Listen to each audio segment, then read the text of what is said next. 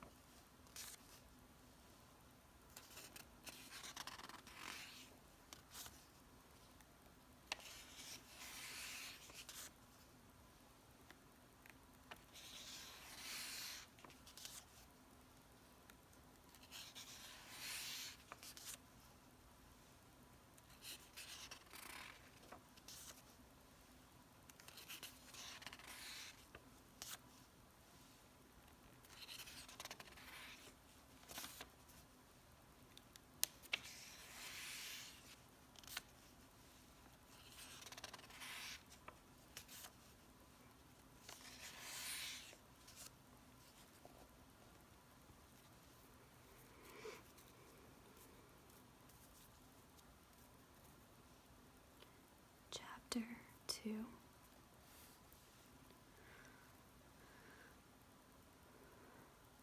Those were not easy months. Rachel was imperious, Leah sighed like a cow in labor, Zilpah sulked.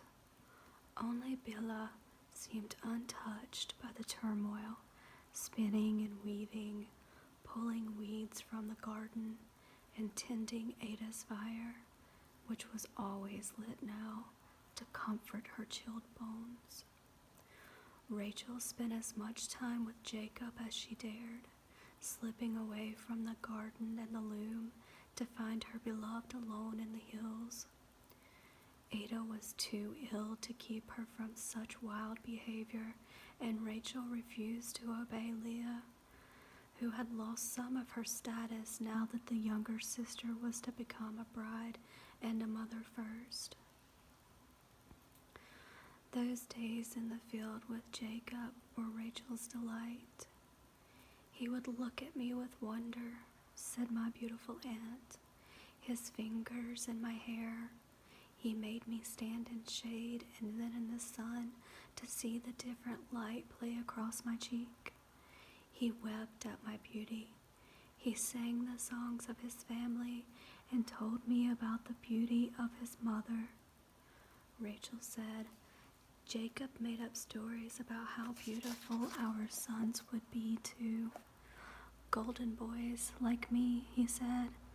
Perfect boys who would be princes and kings. I know what they all thought, my sisters and the shepherds, but we never touched. Well, only once. He held me to his chest, but then he began trembling and pushed me away. After that, he kept his distance, which was fine with me. He smelled, much better than most of the men, but still the smell of goat and of man was overpowering. I would run home and bury my nose in coriander. Rachel boasted that she was the first to hear the story of Jacob's family. He was the younger of the twin boys, making him his mother's heir. He was the prettier one, the clever one. Rebecca told her husband Isaac that Jacob was sickly in order to keep him at the breast for a year after she weaned the brother. Giving birth to the twins nearly killed Rebecca, who bled so much there was nothing left to sustain another life inside her. When she realized she would have no daughters, she began whispering her stories to Jacob. Rebecca told Jacob that Esau's blessing was rightly for him, for why else had Inanna made him the finer of the two? And besides, in her family, it was the mother's right to decide the heir. Isaac himself was the second-born son.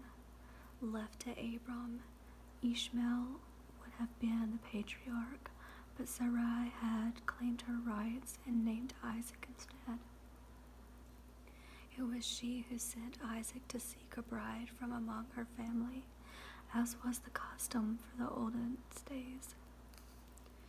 Even so, Jacob loved Esau and hated to do him any kind of harm. He feared that the God of Isaac, his father, and Abram, his grandfather, would punish him for following his mother's words. He was haunted by a dream that woke him in terror, a dream in which he was utterly destroyed. Rachel stroked his cheek and told him that his fears were groundless. I told him that had he not followed his mother's bidding, he would never have found me, and surely the gods of Isaac, who loved Rebekah, smiled upon the love of Jacob for Rachel. This cheered him, she said. He told me that I gladdened his heart like a sunrise. He said such pretty things. While Jacob spoke sweetly to Rachel, Leah suffered. She lost weight and neglected her hair, though never her duties. The camp was always well run, clean, provisioned, and busy. The spinning never ceased. The garden flourished, and the herbs were plentiful enough to be traded in the village for new lamps. Jacob noticed these things. He saw what Leah did and learned that it was she who had maintained order during the lean years while Laban mowed. The old man was completely worthless when Jacob had a question about whether the black-bearded trader from Aleppo was trustworthy or which of the boys to hire at shearing time. Leah was the one to ask about the flock, which ewes had borne in the previous year, which goats were the offspring of the black sire, and which of the dappled. Rachel, who had worked among the animals, could not tell one beast from another, but Leah remembered what she saw and everything that Bilhah said. Jacob approached Leah with the same deference he showed to Ida, for after all they were kinswomen, but he approached her far more often than necessary, and so it seemed to Zilpah.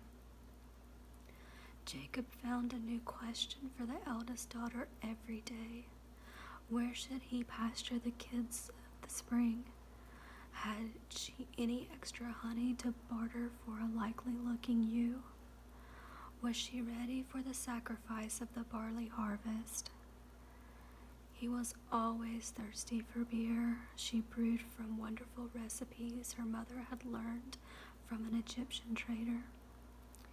Leah answered Jacob's questions and poured his drink with her eyes averted, her head nearly tucked into her chest, like a nesting bird. It was painful for her to look at him, and yet every morning when she opened her eyes, her first thought was of him. Would he come to speak to her again that day? Did he notice how her hand trembled when she filled his cup? Zilpah could not bear to be anywhere near them together. It was like being near rutting he-goats, she said, and they were so polite. They almost bent over not to see each other, lest they fall on top of each other like dogs in heat. Leah tried to ignore the desire of her own body, and Rachel was unaware of anything but the preparations for the wedding. But Zilpah saw lust everywhere she looked. To her, the whole world suddenly seemed damp with longing. Leah tossed and turned at night, and Zilpah had seen Jacob in the fields, leaning against a tree, his hands working his sacks until he slumped over in relief. For a month before the wedding, Jacob stopped dreaming of battle or of his parents and brother. Instead, he spent his nights sleepwalking with each of the 4 sisters. He drank at the waters of the stream and found himself in Rachel's lap. He lifted a huge boulder to find Leah naked under it. It ran from the awful thing that had chased him and fell exhausted into the arms of Bela, who had begun to grow the shape of a woman. He rescued Zilpah from the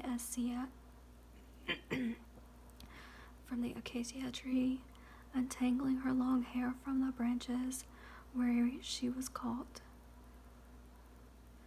He woke up every morning sweating, his sex aroused. He would roll off his blanket and squirm on the ground until he could stand without embarrassment. Zilpah watched as the triangle of Jacob, Rachel, and Leah grew into a wedge she could use. For as much as she loved Leah, Zilpah had never cared for the lovely Rachel. That was Zilpah's always called her. "Ah, and here comes the lovely Rachel," she would say, vinegar in her voice. She knew there wasn't much she could do to stop Jacob from becoming the family patriarch, and indeed she was as impatient for a child as everyone else.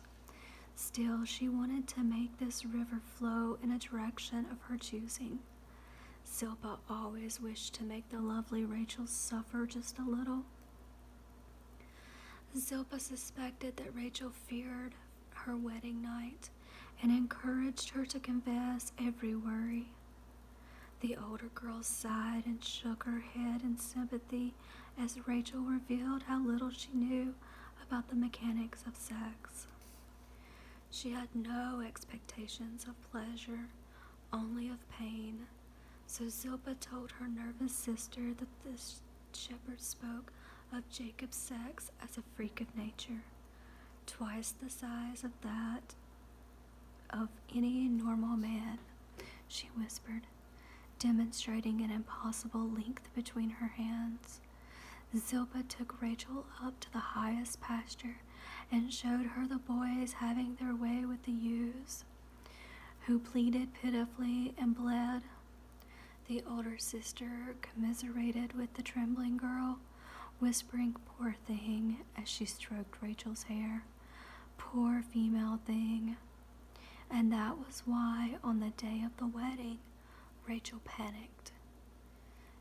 Jacob's chaste adoration had been pleasant, but now he would demand everything of her, and there would be no way to refuse. Her stomach rebelled in her, and she retched.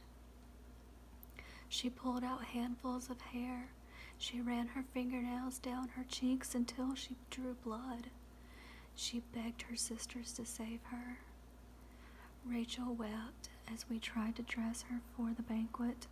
Leah said she cried, claiming she was unready and unwell and too small for her husband. She even tried that trick with the crushed berries, lifting her skirt and whining that Jacob would kill her if he found moon blood in the nuptial bed. I told her to stop behaving like a child, for she wore a woman's belt. But Rachel wailed and fell on her knees and begged her sister to take her place under the bridal veil. "Zilpah says you will do it," she cried. I was struck dumb. Leah remembered, for of course Zilpah was right.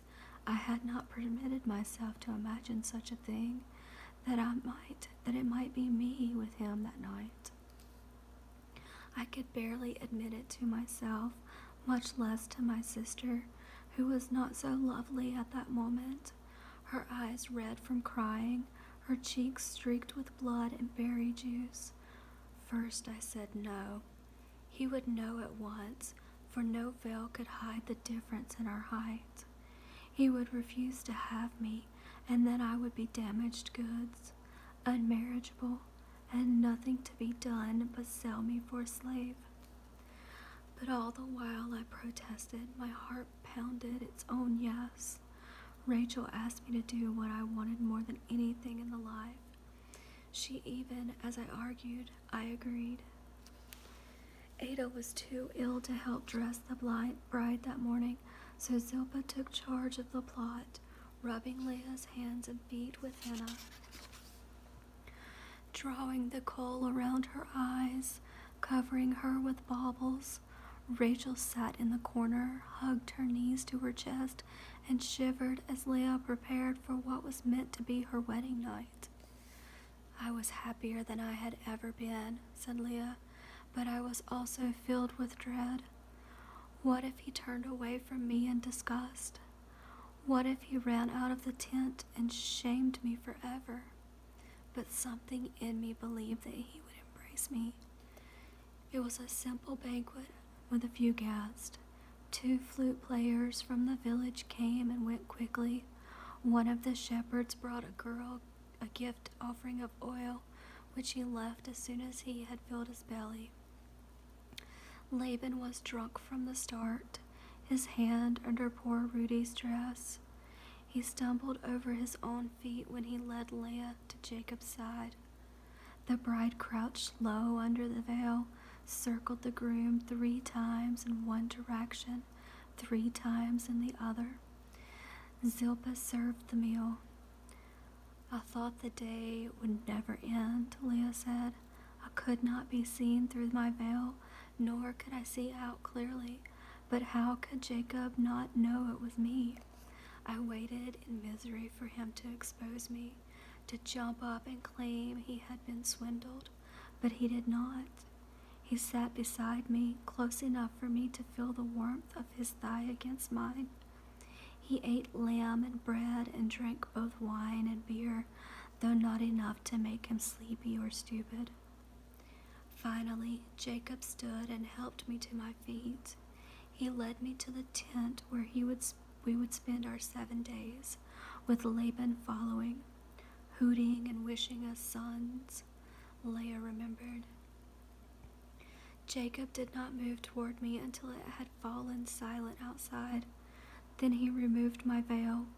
It was a beautiful garment, embroidered with many colors and worn by generations of brides who had lived through 100 wedding nights filled with pleasure, violence, fear, delight, and disappointment. I shuddered, wondering which destiny would be mine. It was not fully dark inside the tent. He saw my face and showed no surprise. He was breathing heavily. He took off the rest of my clothes, removing first the mantle from my shoulders, untying my girdle, and then helping me as I stepped out of my robes. I was naked before him. My mother told me my husband would only lift up my robes and enter me still wearing his. But I was uncovered, and then, in a moment, so was he, his sex pointing at me. It looked like a faceless Asherah. This was such a hilarious idea, I might have laughed out loud had I been able to breathe. But I was afraid. I sank to the blanket, and he moved quickly to my side. He stroked my hands and he touched my cheek, and then he was on top of me. I was afraid. But I remembered my mother's counsel and opened my hands and my feet and listened to the sound of my breath instead of his. Jacob was good to me. He was slow to enter me the first time, but he finished so quickly I barely had time to calm down before he fell still and heavy upon me, like a dead man, for what seemed like hours. Then his hands came to life.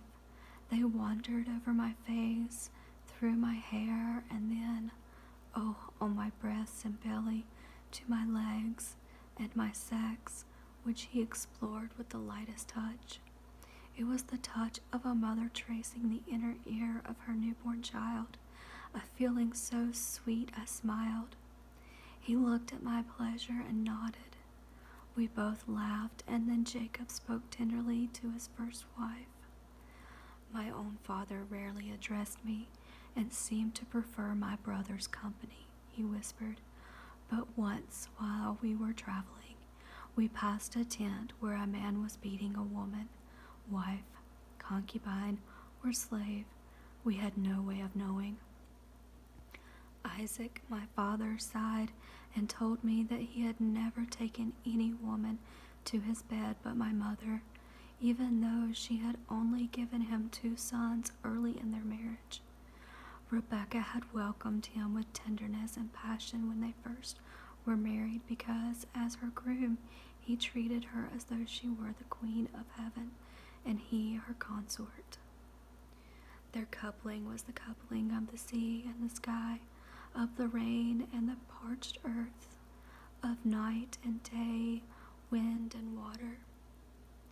Their nights were filled with stars and sighs as they played the part of goddess and god, their touches endangered as 1,000 dreams. They slept in each other's arms every night, except when it was her time for the red tent, or when she gave suck to her sons.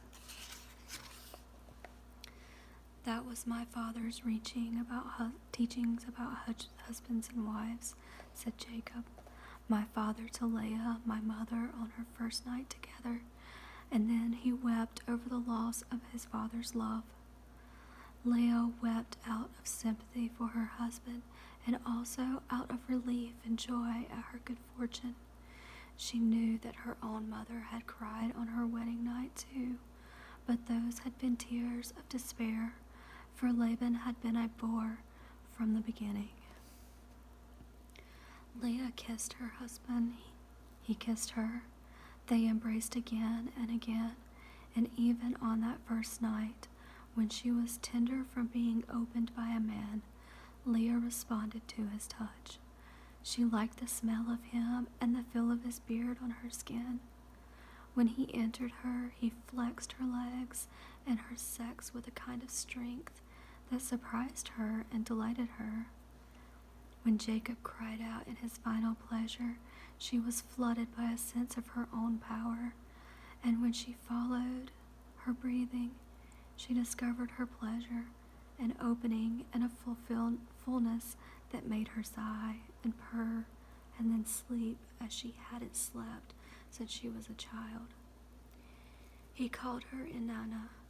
She called him Baal, brother lover of Ishtar. They were left alone the full 7 days and 7 nights. Food was set out for them at dawn and at dusk, and they ate with the ravenous hunger of lovers. By the end of the week, they had made love in every hour of the day and night. They were certain they had invented 1,000 new methods for giving and taking pleasure.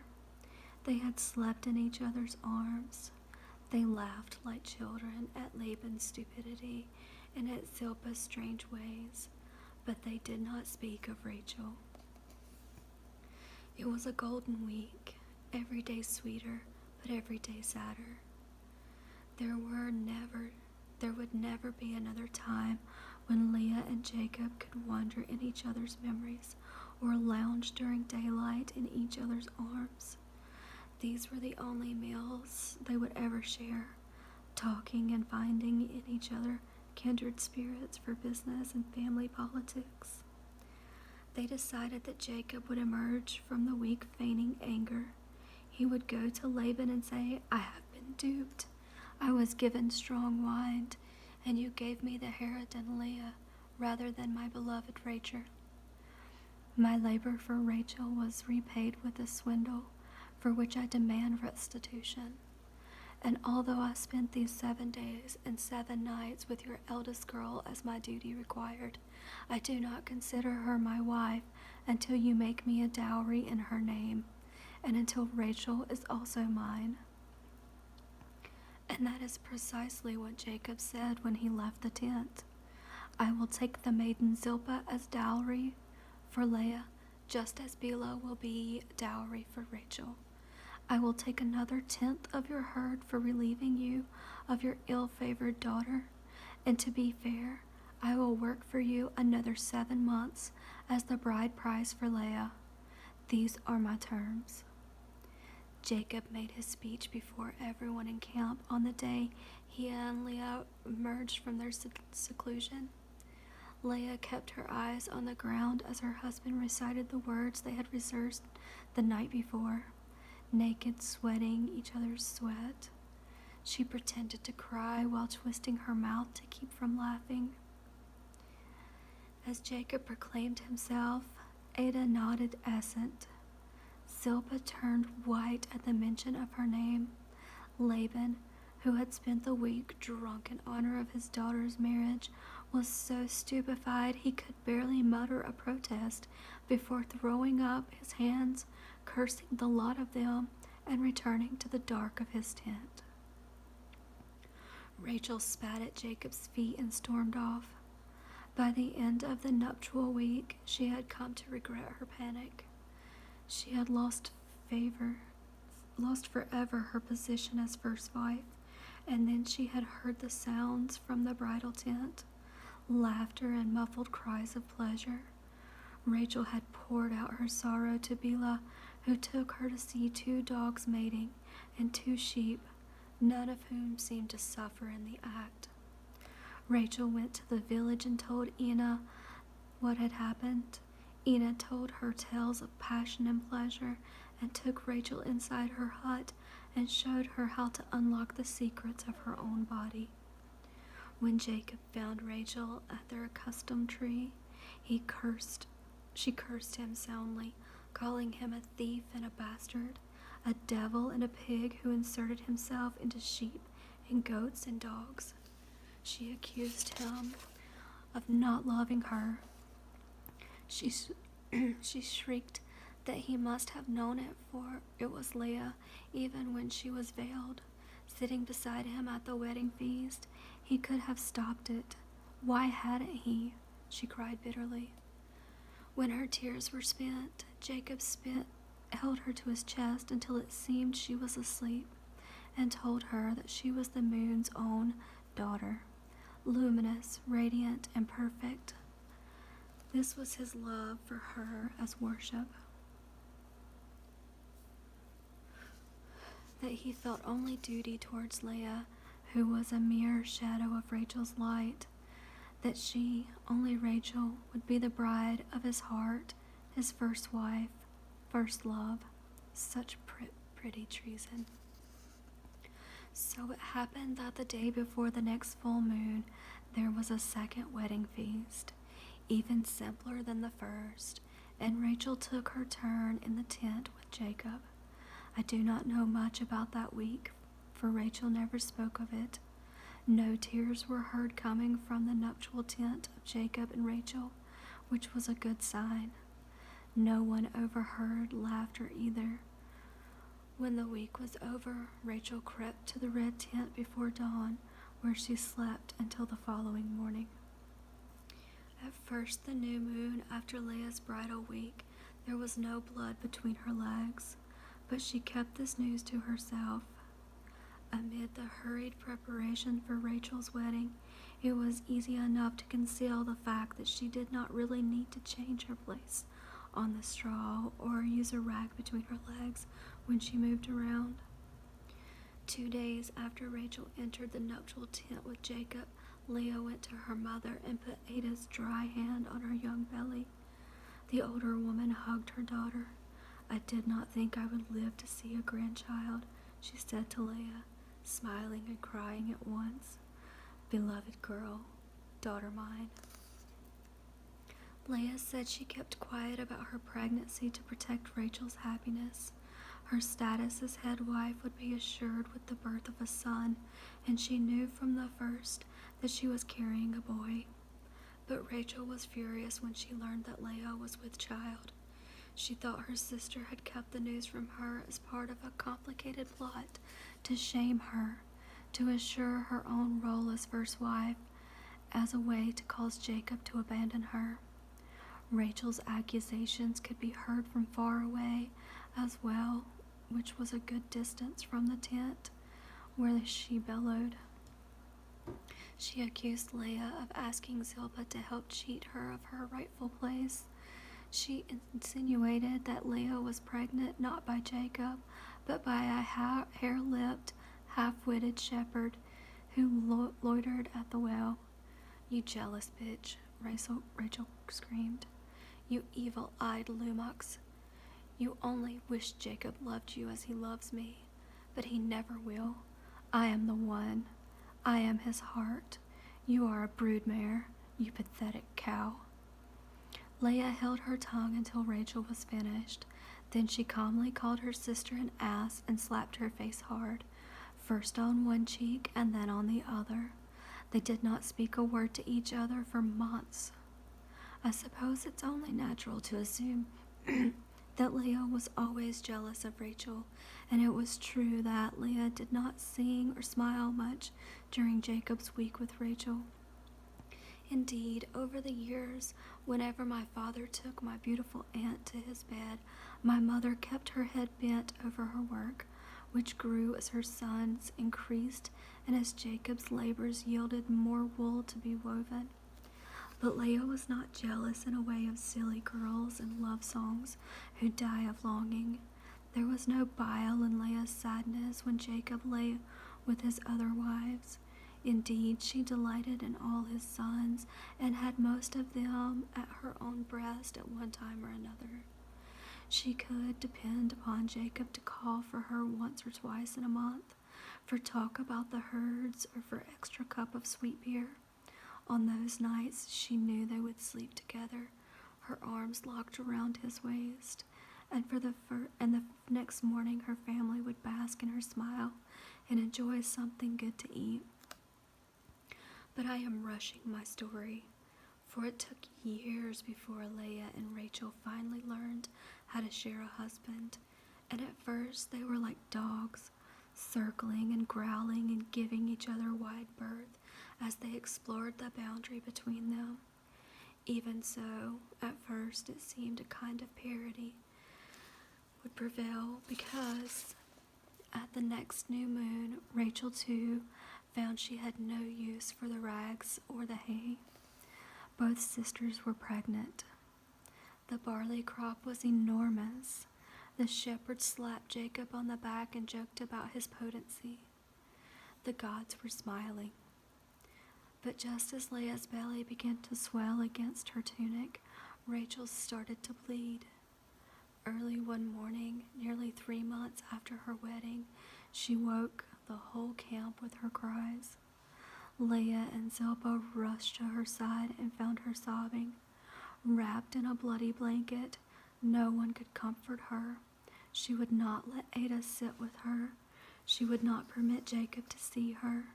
For a week, she huddled in a corner of the red tent, where she ate little and slept a dreamless, feverish night sleep.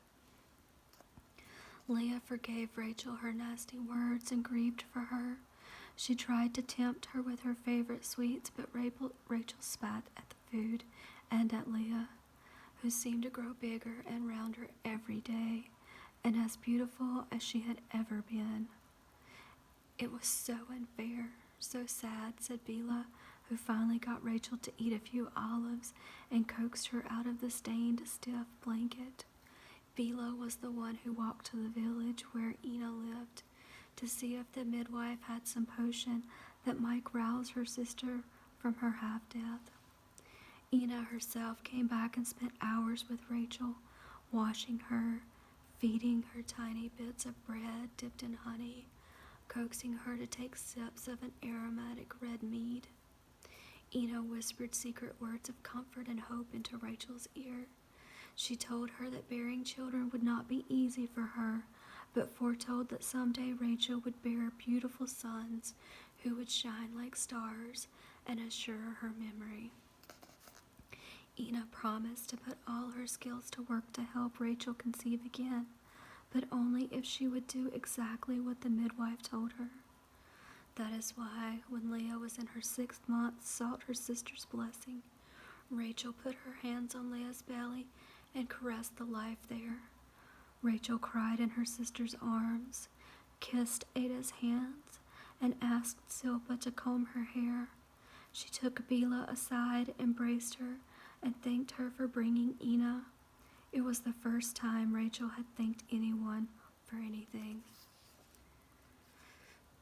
The next morning, Leah and Rachel, side by side, walked out of the darkness of the red tent and back into the light of the world, where Jacob stood.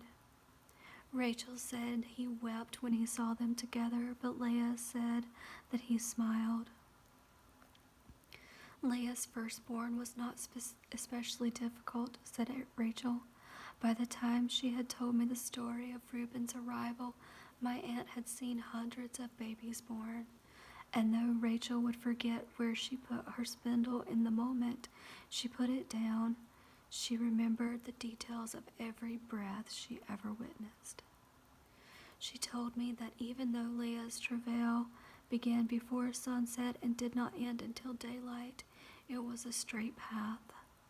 His head was down and her hips were wide enough. Still, the heat of the summer night in the red tent was stifling, and none of the sisters had ever seen a birth. Truly, Leah suffered most because of her sister's fear. It began slowly in the afternoon, with a small, grabbing pain in her back. Leah smiled after each little seizure, glad to be started, eager to be admitted to the sisterhood of mothers, confident in her body, so broad and big, would fulfill its purpose. She sang in the early stages, children's songs, ballads, lullabies. But as the night wore on and the moon rose in the sky and then started to sink, there were no more smiles or songs. Each contraction took Leah up and wrung her out like a bit of cloth and left her panting and fearful for the next pain. Ada held her hand. Zilpah muttered prayers to Aneth. I was of no use at all, Rachel remembered. I wandered in and out of the tent, eaten up by jealousy. But as the hours came and went, each one harder than the last, my envy waned, and I was horrified by the pain I saw in Leah, the strong one, the invincible ox who was on the ground trembling and wide-eyed. I was terrified by the thought I might have been in her place, that I might yet be.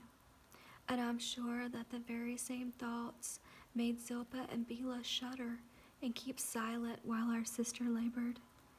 Bila finally realized that they needed more help than Ada could provide, and she went to fetch Ina, who arrived at daybreak. By the time Leah was whimpering like a dog. When Ina arrived, she put her hands on Leah's belly and then reached up inside her. She made her lie on her side and rubbed her back and thighs with a mint-scented oil. Ina smiled into Leah's face and said, "The baby is nearly at the door." And while she emptied her kit, she bade the women gather around to help her sister bring the baby. It was the first time I'd seen a midwife's kit, Rachel said. The knife, the syringe, the string, reeds for suction, amphorae of cumin, hyssop, and mint oil. Ina put 2 bricks on the ground and told Leah she would stand on them soon. She moved me and Zilpah on either side to lend support for Leah squatted over a bed of clean straw. Zilpah and I became Leah's chair, with our arms around her shoulders and beneath her thighs. "You lucky girl," Ina said to Leah, who by then did not feel the least bit lucky. "Look at the royal throne your sisters have for you." Ina talked and talked, banishing the frightened silence that had made a wall around Leah. Ina asked Ada about her aches and pains and teased Zilpah about the tangled mat of her hair. But whenever a contraction came, Ina had words for Leah only. She praised her, reassured her, told her, "Good, good, good, my girl. Good, good, good." Soon all of the women in the tent joined her in repeating, "Good, good, good," clucking like a clutch of doves. Ina began to massage the skin around Leia's bottom, which was swollen out of shape. She rubbed with stronger and stronger motions as the pains came closer and closer, and then she put Rachel's hand on Leia's belly and showed her how to press downward, gently but firmly, when the time came. She told Leia not to push, until Leia bellowed curses. Rachel said, "I saw that baby come into the world as I had seen nothing before in my life, clearly. Without a thought to myself, I thought of my own mother who had seen this so many times, whose hand had guided so many souls into the world, who died giving me life. I had no time to be sorry for myself, because suddenly a strange red bubble emerged from between Leia's legs, and then, almost immediately, a flood of bloody water washed down her thighs. Leia tried to stand, terrified, but Ina told her not to take her feet off the bricks. This was good, she said. He was coming. Leia pushed her face red, her eyes bulging, blue and green, glittering. Her legs were trembling as though they would buckle at any moment, and it took all of Zilpa and Rachel's strength to hold her. When Ina told Bila to take Rachel's place so she could catch the baby, perhaps the birth of blood would rouse Rachel's room to feel again. And so Rachel washed in the river of life. Leia roared and delivered her son. He was so big it took both Ina and Rachel to catch him, and he started to cry even before they raised up his head. No need for the reeds to clear out this baby's nose and mouth. They all laughed, tears streaming down their faces, panting from the effort of Leia's birth. They passed the baby around the tent, wiping him and kissing him, praising his limbs, his torso, his head, his little sex. They all talked at the same time, making more noise than any 6 women can make. Jacob cried out to the women to tell him the news. "You are a father," said Ina. "Go away, we will send for you soon, and then you will see your son, your firstborn, when we have finished." They heard Jacob shout with joy and call out the news to Laban and Rudy and his barking dogs and the clouds in the sky. The afterbirth fell out of Leia, who was nearly asleep with exhaustion.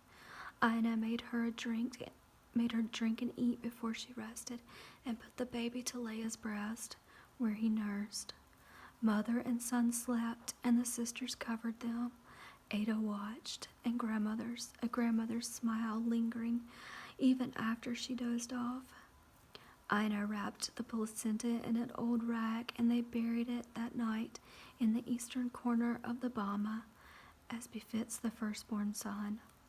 A few hours later, when Leia awoke, she named the baby Reuben.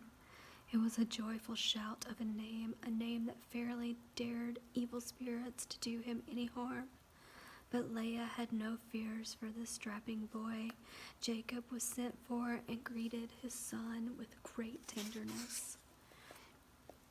As Jacob walked away from his first meeting with his son, his happiness seemed to evaporate. His head sank to his chest as he contemplated what had to be done next. According to the custom of his family, the boy had to be circumcised, and there was no one to do it but him. Jacob would not let Laban touch the baby, much less take a knife to him. He knew of no other man in the village or nearby hills who knew how, much less why he would do this to his firstborn son. It would have to be him. Jacob had seen his father cut the foreskin from his bondsman's baby boys, and he had not looked away or even winced when it was done. But he had never done it himself, nor he now realized, had he watched carefully enough, how his father had dressed the wound, and, of course, he had never cared so much for any baby in his life. It had to be done, though, and he began the preparations, which Zilpah watched and reported to Leah, who was sick at the prospect of having her own baby, her prize, put on the altar of the Bama and mutilated. For that's what she considered it. The flap of skin on the penis meant nothing to her. Indeed, now that she had seen the look of an uncircumcised man, she preferred the look of Jacob's sex exposed, clean, audacious even, to the tiny shroud her son wore on his member, which was the source of many silly and crude jokes in the red tent. Once Leah threatened to take a bit of charred wood and draw a face upon Reuben's sex, so that when Jacob retracted the foreskin, he would drop his knife in wonder. The women rolled around on the mats, holding their sides, laughing about the tender equipment that men carried between their legs. But after a few days, the joking stopped, and Leah cried so long and so hard over the boy at her breast that the dark curls on his head were salted with tears. Still, she did not object to the custom of her husband's father. Just Jacob had survived this, she told her sisters again and again, mostly to reassure herself. Isaac had been circumcised and Abram before him. Nevertheless, the thought of her baby in pain and in danger made the new mother tremble, and the realization that Jacob had no experience at the task put her in a frenzy of worry. Zilpah watched and saw that Jacob was not at ease about the ritual either. Every night he sat on the bama with his knife and sharpened it on the altar.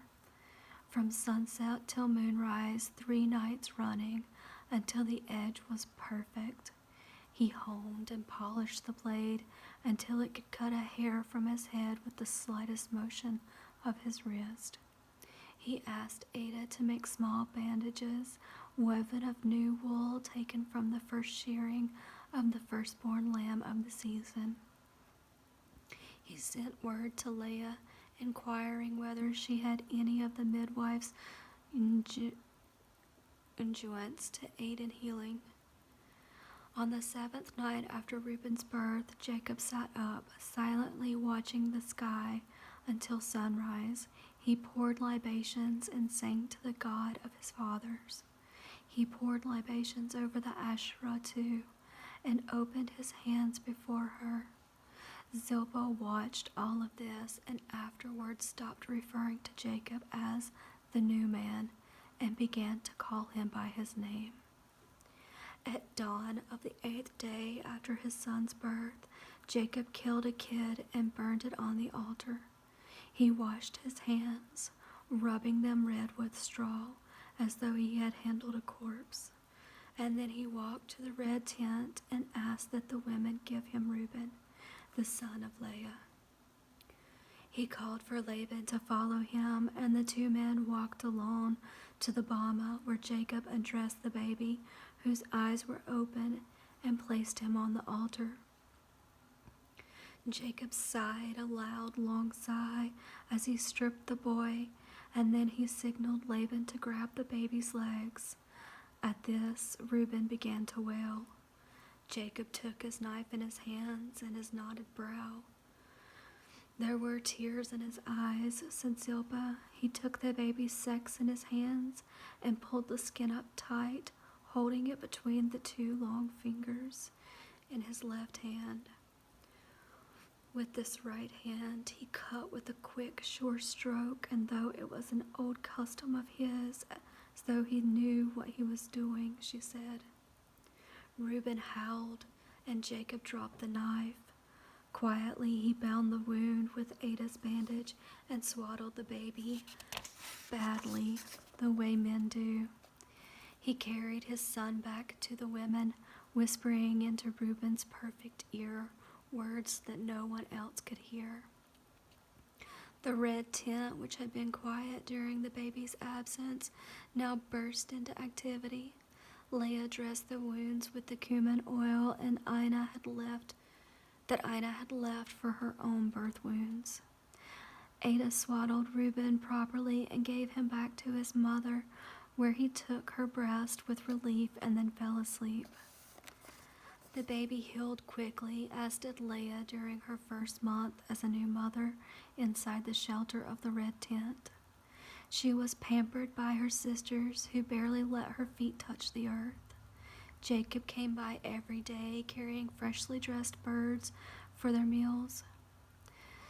Through the hairy wall of the tent, they relayed the news of their days with a tenderness that warmed those who overheard them. Ada beamed that the whole month and saw her daughter step out of the red tent, restored and rested. She delighted in her grandson's first yawns and sneezes and was the first to notice Reuben lift his head. Ada held the baby whenever Leah would put him down, and the joy of him lifted years from her face and the pain from her bones.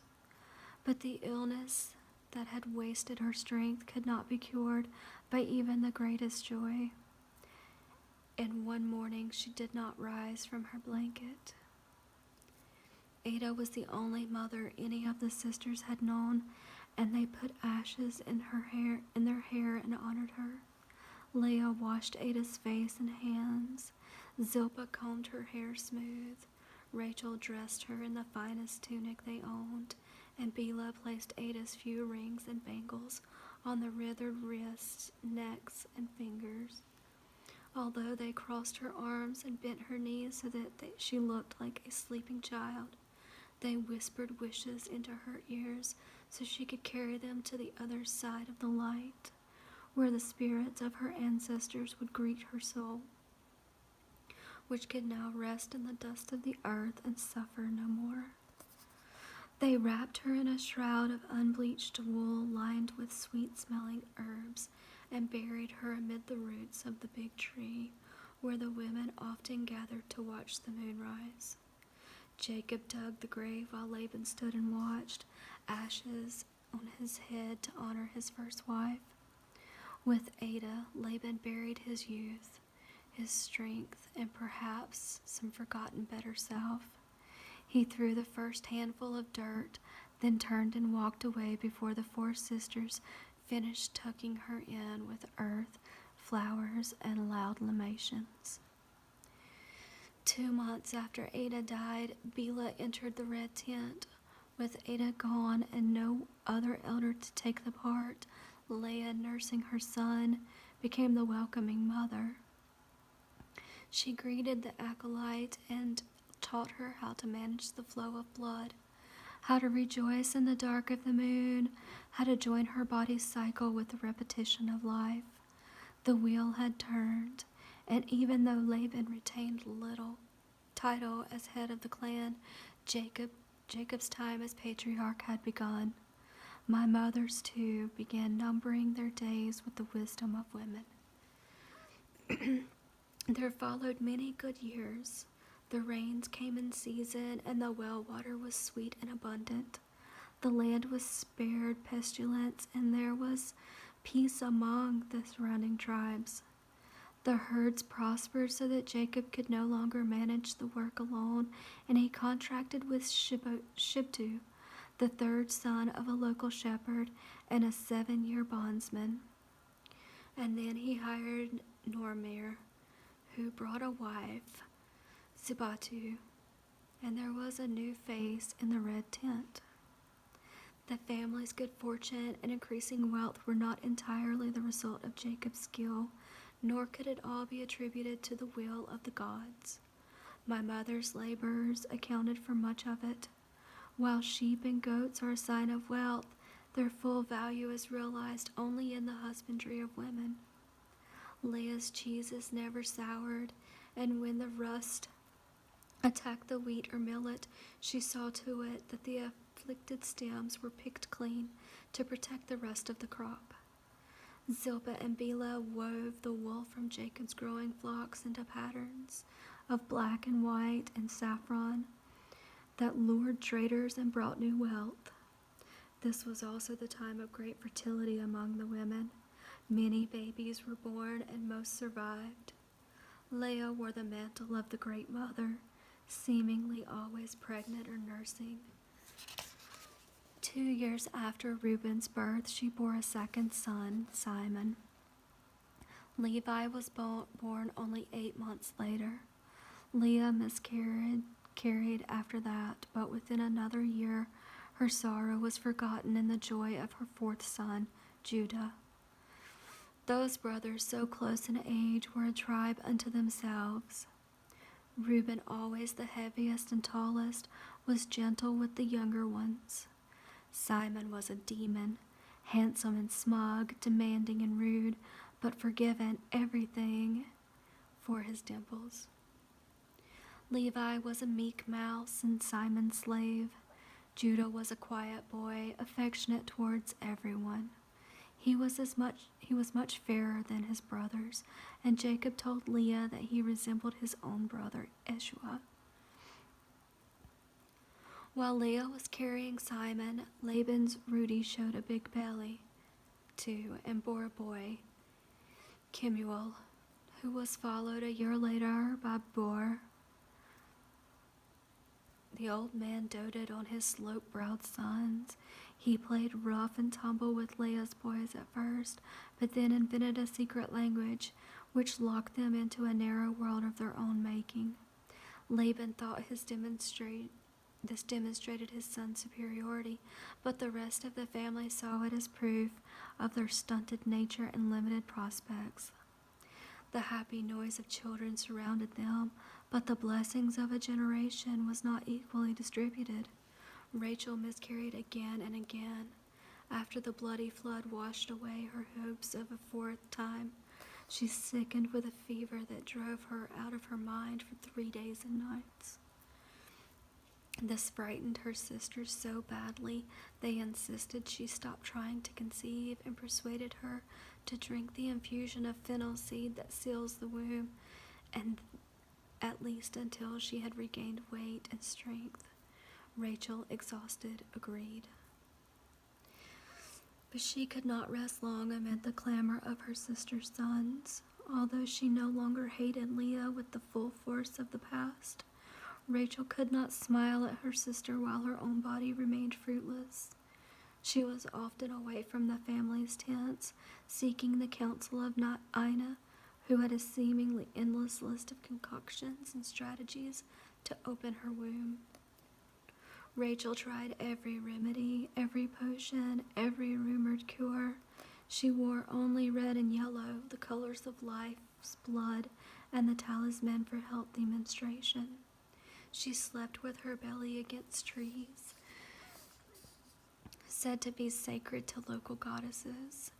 Whenever she saw running water, she lay down in it, hoping for life of the river to inspire life within her. She swallowed a tincture made with bee pollen until her tongue was coated yellow, and she peed a saffron river.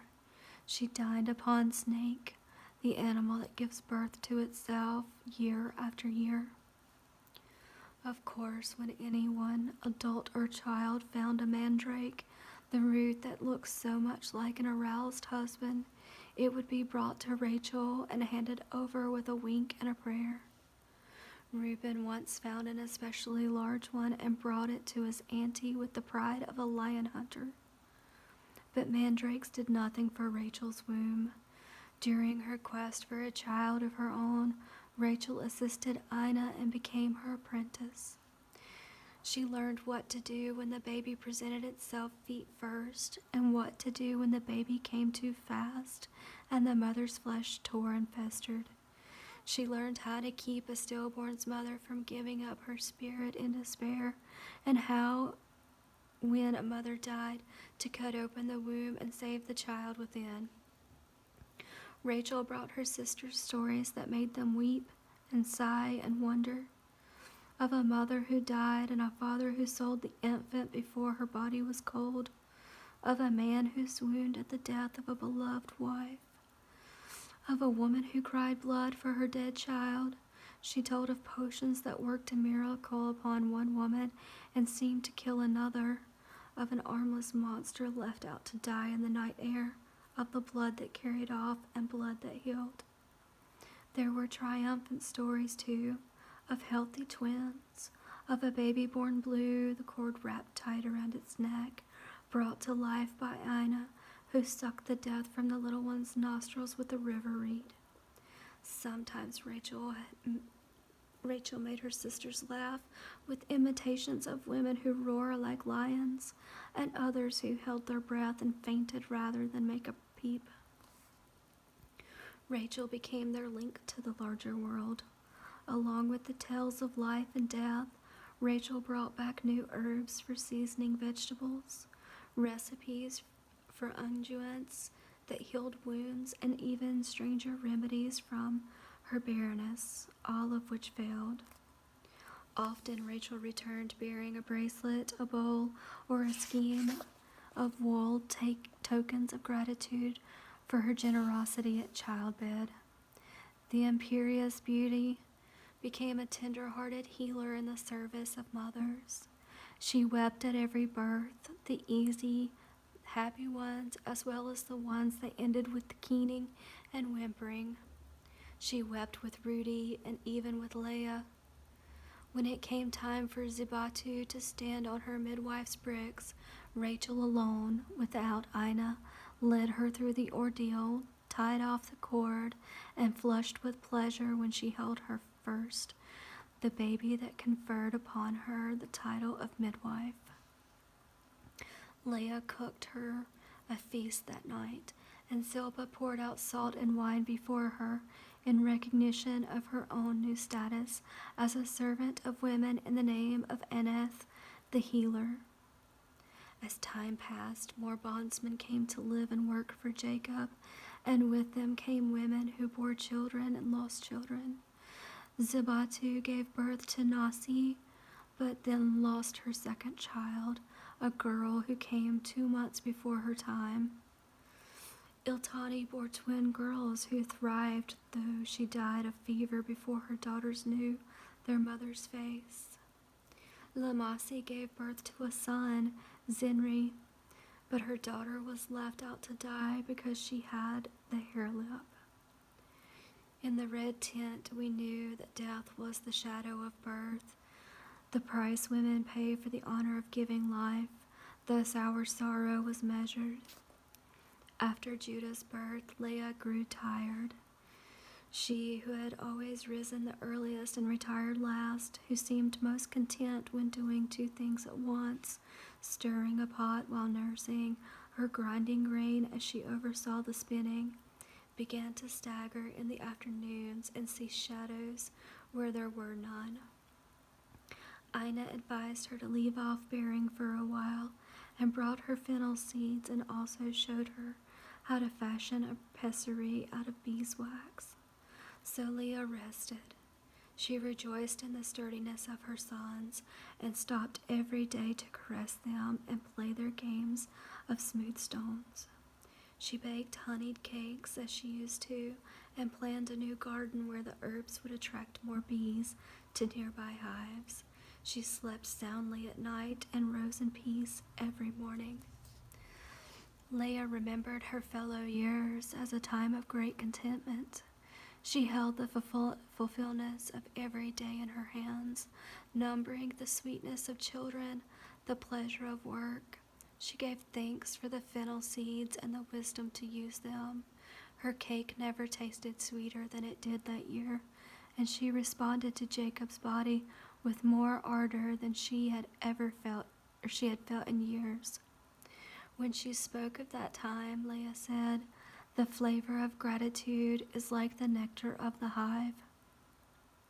After 2 years, she put away the fennel seeds and the pessary and conceived another son, whom she bore easily and named Zebulun, by which Leah meant exalt, because with his birth Leah exalted in her body's ability to heal and to give life once more.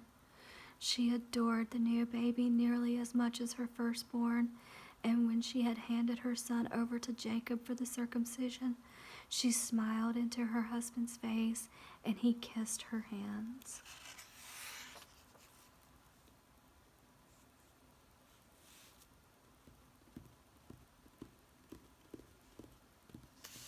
I hope you're enjoying the story, and that you'll come back tomorrow for chapter 3.